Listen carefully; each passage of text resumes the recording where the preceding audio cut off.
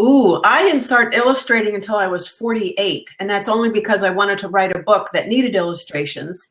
And I didn't know any illustrators. And so, I got the job to write illustrated books for adults. And, nobody said no. Knowing nothing. I've never taken a watercolor lesson. I've never taken a writing class. Lately, I only work in watercolor. Yeah, that's the only thing I do. And I did begin life as an embroiderer, and I did that for years and years. But again, the only reason I took up painting was because I had to illustrate a book I wanted to write. I'm not a fine artist. I am an illustrator. I very rarely paint something just for my own enjoyment. It's usually because I have a picture that's going to go with something else I'm trying to communicate. Now, for my blog, I will paint little pictures just for the pleasure of it. And that's what I will give away to my readers.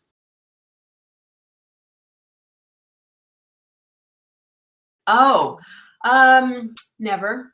And I think because I'm not a gardener, I am so taken by gardens as environments. I'm not looking at the details. I don't really care what they're growing. I look to see what kind of mood there is, what sort of personality, what point of view comes across the garden. Yeah. I have been even tempted to start a garden at all. Really? We have house plants, and I don't even take responsibility for watering them. That's my husband's job. I have been traveling since I was 19. So I've been to 40 countries, and I did start keeping separate scrapbooks about just the gardens that I had visited. And after I'd written 2 books and processed a lot of what I've learned about travel and myself on the road, I had this stack of scrapbooks that I hadn't yet delved into. And it struck me that since I like gardens so much, and since there are so many gardeners in the world, I think it's like the 3rd most popular hobby in the entire world. Gardens must mean something. And it's not just what you're planting into it. It's not a planting list. Gardens are environments.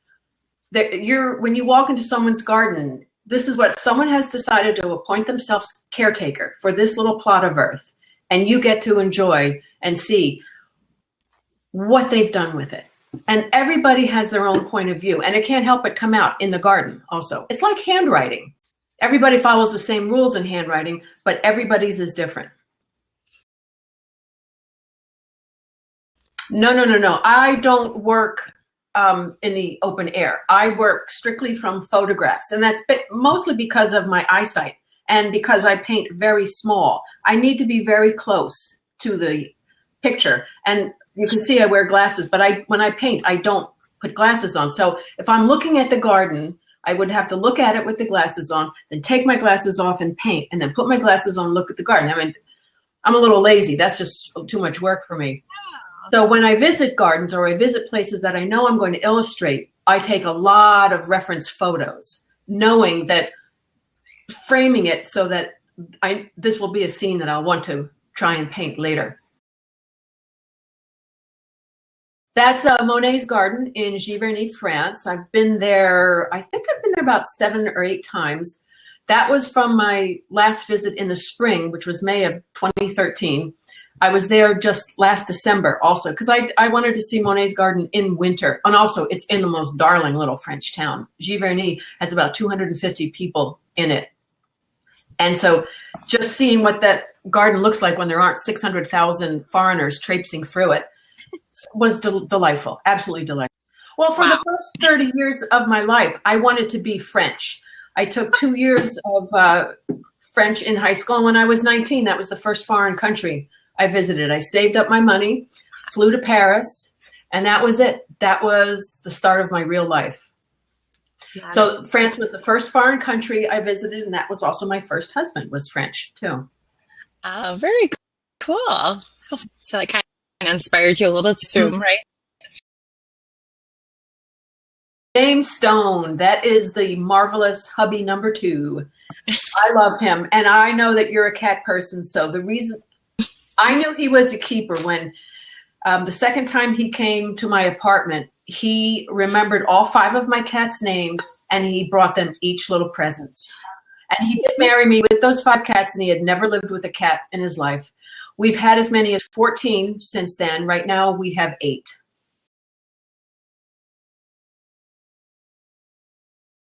So no, I've been using a regular digital camera and coming home and, just printing off the ones that I'm going to use. Because I might take 500 pictures and only use, obviously, 10, for them. That's actually, that picture on the cover is a view from the friend of a friend's apartment in London. And I was so happy that I got to put it in a book. And then it was Bloomsbury, my publishers, who chose it for the cover. Because I don't know if you know much about the publishing process, but covers generate quite a lot of discussion. And I actually didn't even know what I was going to call the book until the very last minute. It was probably a week before it had to go to the printers. And one of the art directors at Bloomsbury picked that image from the inside of the book, because she said she thought that image said a lot about what the book was about, because it had the skyline, that's London, so that looks a little foreign. And it's obviously watercolor. It's not a photography book about gardens. And it had just enough handmade quality to it that she chose it, and I liked it. Now, for my first 2 books, Bloomsbury said, nope, there's a rule. You do not put an image from the inside of the book on the cover. And then they went and made an exception for this. The moral of the story is there are no rules. Don't let your publisher, try and, because I'll show you this. This is my first book, When Wanderers Cease to Roam. Hate the cover. Wasn't my idea. But this was a compromise. I'm not a doodaddy person. I don't like the little frills, but they were going to put something even worse. Jeez. And then this, by the way, When Wanderers Cease to Roam was my first book. It is temporarily out of print. So I was just checking Amazon. Copies for this are going for $200 just because it's temporarily out of print. I think somebody's betting that, these might become collector's items. But I think there is a second printing coming. Then this was my second book. It's called Lib Road Trip. And this is a cover I like very much. Little elements were taken from the inside but scattered around. And this is the book that has been printed in Russia, Korea, and twice in China. That was a good question, because I thought about it, and I like each chapter because each one had presented a different problem and a different challenge. They're very, very different kinds of gardens. And one thing that I did in preparation for writing a garden book, since I'm not a gardener and had never written about them before, I did a lot of reading about garden books and saw that, sad to say, there's a lot of bad garden writing out there. So I said, well, heck, I can do this. So I just thought of some of the most thought-provoking gardens I'd visited. They didn't have to be the most beautiful. They had to be something that had a real point of view, said something about what they were about in their context, in the geography, and their creator. And so one thing I've never seen in a garden book is when you write about a garden that you really can't stand. And I happen to have a distaste for Japanese gardens in general. I can, talk about that later, but I just don't happen to care for them. And I lived close to a small Japanese garden on Long Island. And I thought, well, this will be a good subject to write about, why I don't like this garden.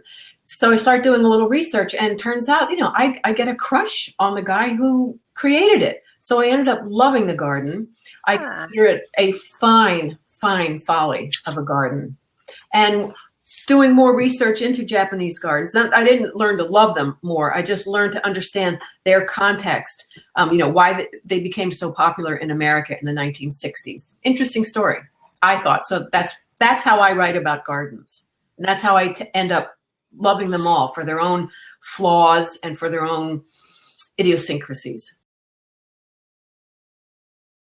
I did get a comment once that garden books would be better photographed than illustrated. And it's true. I don't know of any other illustrated garden book. There it is. That's pretty cool. Yeah, that is something that I find very relaxing to do, are painting fall leaves. Mhm. And it's another tutorial that I put on my blog. Every fall, I'm on the lookout to find a beautiful leaf. That would be a challenge to paint, but also, as I say, there's an entire fall landscape in those colors. And so every year I paint them one by one and put them up on my blog. And again, that's another giveaway I do, because that is something that I will paint just for my own enjoyment.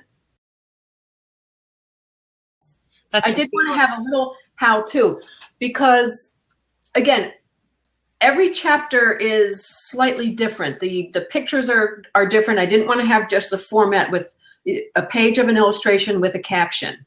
Some I wanted to integrate illustrations into the text, and some I wanted to play them off of that. And then this was you turn the page and completely unexpectedly, you're in a how-to situation. It's a simple idea. Just take your sketchbook. Now, literally, I don't do a sketchbook because, as I told you, I work from photographs. Yeah. But why not? I honestly believe anybody can do this. Put together your own illustrated journal of life. And can I tell you, one of the things, when I did my first book, for instance, I had been illustrating, I think, for all of 3 years. Like I said, I only started doing watercolor to illustrate my first book. And I didn't want to, push myself. I worked in a comfort zone. So my first images are very, very small. They're the size of a Triscuit snack cracker. So I call them Triscuits. No, they're self-contained little things like this. This happens to be boats that I did in Monet's gorgeous picture. And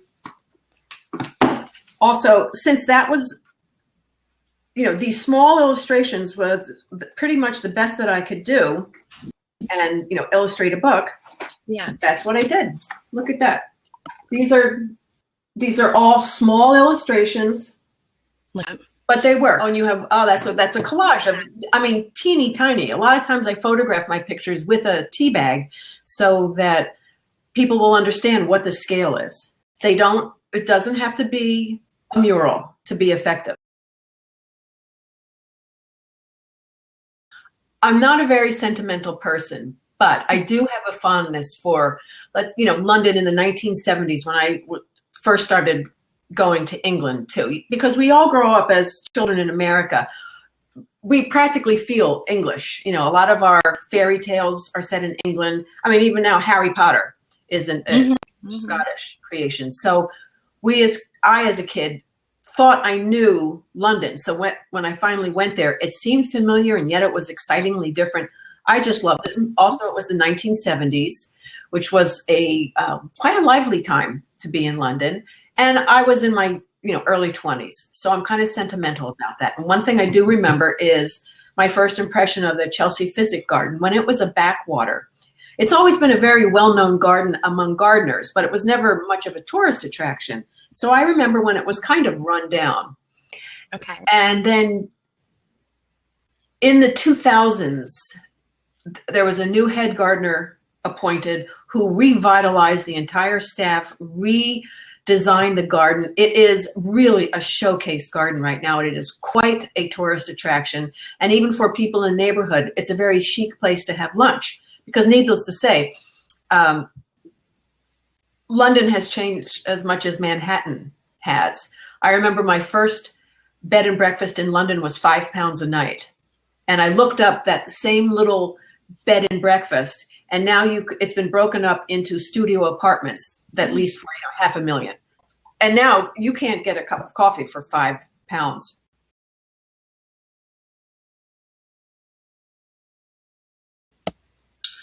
Oh, I never did that. I never spoke to the gardener because, let's see, a lot of them were dead. Oh, Karen Kirsting in New Orleans is very much alive. And I didn't have to interview her so much as just sit on her porch and open a bottle of champagne and just talk about life. I really don't want to hear gardeners talk about how they mulch or how they prune. And, when they start talking about growing zones or talk algebra, no, I just love hearing about life and hearing about starting over, because Karen had to start over after Hurricane Katrina. And that is a very brave thing. I think being a gardener anyway is very brave, because you don't have a whole lot of control over what happens in your yard. You don't have control over the weather. And, you know, from what I hear, the soil can play tricks on you too. Yeah. So I was very inspired just talking to her. And then she had this wonderful theory about her rose garden. It contained exactly 12 different kinds of roses, because she says every lady deserves a dozen roses. That is my favorite flower. I never wanted to become one of these people who, you know, had a huge botanical crush, but I do love roses. And I will travel just to see a nice rose garden. Because I'm happy to, you know, let gardens find me and to mosey. I wouldn't really call myself a garden tourist, but I do happen to stumble across some extraordinary gardens. And I did go to Marrakesh, to tell you the truth, mostly because I did hear about Yves Saint Laurent's beautiful Majorelle garden in the city. Okay. And also I'm a big fan of tea. And I did write it in the book that, ooh, it's a twofer. I could see a garden and I can have an authentic Moroccan tea. And it was worth it. Totally worth the trip. I will be traveling for this book. I've already been to New Orleans. It was fantastic. And I will be on May 3rd, I will be in Seattle at Wide World Books and Travel. And then on May 5th, I'm going to be in Portland, Oregon at Broadway Books. And on May 7th, I am going to be on the beautiful Oregon coast at Cannon Beach. Oh, wow. I have to tell you, making books is very hard, especially the way I do it. I hand lettered my first book and gave myself carpal tunnel. So for the second and third book, I took the easy way out. I designed the font that is in my handwriting, but I still piece these things together and hand them in hard copy. I have to take the artwork. The artwork is reproduced at the size that I painted. So I have to take a page, literally take Scotch tape, tape this thing together with and then, you know, cut out a little box where I have printed out my text and tape that into place also. And I have to do this. Every single page is essentially a piece of camera ready art with the text in it. That's a pretty exhausting way to make a book. I don't recommend it. Or if you want to make 208-page book or a 174-page book, which this one is, that's a lot of work. So I toy with the idea, thinking, well, there must be easier ways to be creative. I mean, I would love to start my own reality show. I don't know if there's, you know, crazy cat ladies. We can all sit around and drink cocktails. And I'm addicted to reality TV. I love the Housewives on Bravo. I'm going to be at Cannon Beach Books, and I will have original pieces of art on display. Oh, in fact, I have some of them here. Would you like to see a few of the pieces? Let's see. Now, this you might recognize. This is an illustration from the first chapter of my garden book. This is, obviously, that's the sin in the middle of it. But I bring these so that people can hold them and examine them up closely in person. This is a sunset. When I do art classes, I teach how to do these sunsets, because this is actually done with a paper towel. You put the color down and then you take a paper towel. Now you have to be a little quick and you just dab it up. And so we all practice making clouds. I don't sell the original work from my books, because once people find out how small they are, they lose enthusiasm. Mm-hmm. The only thing I've ever done on commission is I do cat and dog portraits. Of course, I love painting my kitty cats. I'm invited to art groups, art centers. Let's see, I've done one at a local college. Okay. So I do it by invitation. Mm-hmm. And I do it in person, and I'll do workshops with 5 people, no more than 12. Well, right now, since I get invited, this is from people who already have art groups.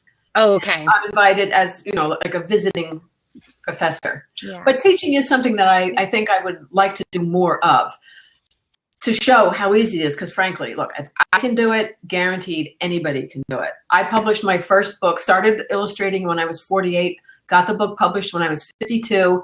Now my third book is done and I'm 60. And then I think that between the 3 books, there must be 500 illustrations in there. If anybody's read my first book, that actually was, I took a rapidograph and I wrote on vellum and just wrote it out. Now, I happen to have very neat handwriting anything. If I'm conceited about anything, I will admit I have pretty good handwriting. And I would write it on vellum, and every once in a while you make a mistake and you can't white it out. What I would have to do is take, itty bitty scissors, cut out the word that I misspelled, take tweezers, drop in the new word. And the nice thing about doing painting, by the way, and writing for reproductions, then you can just put Scotch tape over it and it'll all come out, when the book is scanned. But that, again, is very, very tedious. And there were times when my arm would fall asleep from hand lettering. Now, when you design a font that's in your own handwriting, you have to take every single letter, take it upper and lower case. And I found this was fascinating, because whoever thinks about this, but I wonder if I can draw this for you. When you get a grid, you get boxes that look like this. Can you see how this is a box with little notches? And what you have to do is, if you're drawing a lowercase a, you have to know where the vertical center of that lowercase is and where the horizontal center is. And you might do it like this. Nice. Which is the first. And you don't know if you've got it all right until you do the whole alphabet. And then you run it and you can see, how wavy it is. So that's why the script, the font that I designed for myself is called Vivo Script. And there was a Vivo Script 0, 1, and 2. It took me till Vivo Script 3 to get it right. And I have a complete respect for font designers now. You have to truly understand every single letter as its own design entity. Google me. Just Google my name, Vivian Swift, or you can go to vivianswiftblog.com. I hang out there. Every Friday I post, and I usually do a watercolor lesson, or I let the world have a piece of my mind. And it's a wonderful group of dear readers that gather there every Friday. I wanted to thank everybody. I see everybody's names here on the side of the screen here. Thank you, everyone, for joining Bren and me today.